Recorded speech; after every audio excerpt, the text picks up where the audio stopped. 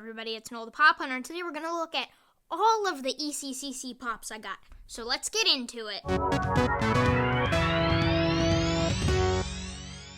So ECCC for me this year was a little bit disappointing. There were only 2 I wanted, or kind of 3, I don't know. I wanted the Billy and Tommy 2-pack, and then the Dwight, because I'm trying to get every Dwight.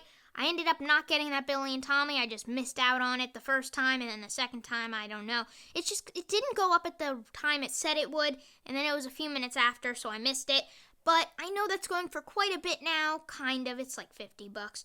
But I don't think I'll be getting it unless Pietro eventually comes out, because then it's like, okay, I'll get the whole Halloween set. So that means the only one I got is Dwight. And this came from Walmart with Walmart shipping. I'm not sure if that means anything anymore because this is in mint condition and has a sticker. Very surprised by that. I know I've been seeing a lot that don't. And then once with the NYCC Recyclops Dwight, they just had Walmart stickers. I don't know how something like that happens. That stuff would happen because of Funko, but it really only happens at Walmart. But this is the Kerrigan Dwight, and this is just a really cool one. I do like this whole episode, but this is just a really cool pop, a very different Dwight.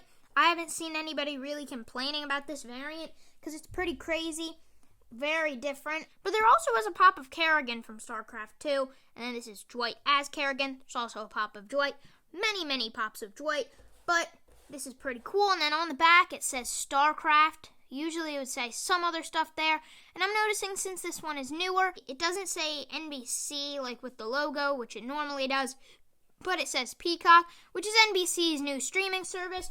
Not a big fan of it, but I got the whole series of The Office on iTunes for like $30, which is like 2 months of ad-free Peacock.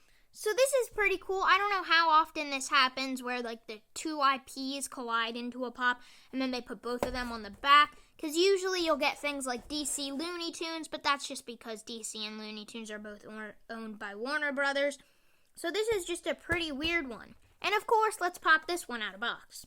So here it is. This is a pretty cool one, especially because like his head is very different. He's got like a green face and he's got different hair. And this never really happens with Dwight's because he's usually has the same head and then a very different body. But this one is just a pretty crazy one. But he does have a different head a lot with the Recyclopses.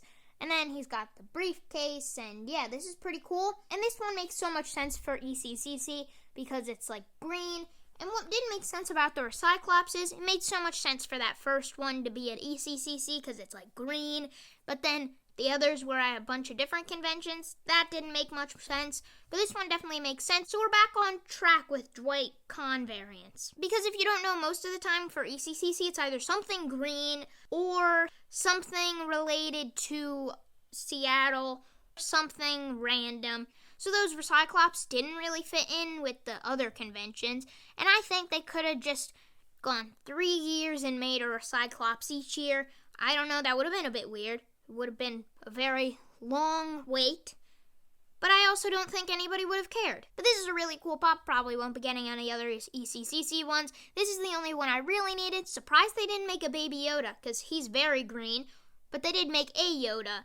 Not the baby one, though. But let me know your thoughts on ECCC in the comment section below. And that's all for now, so make sure to like and subscribe and hit that notification bell if you want to see more by me. Goodbye.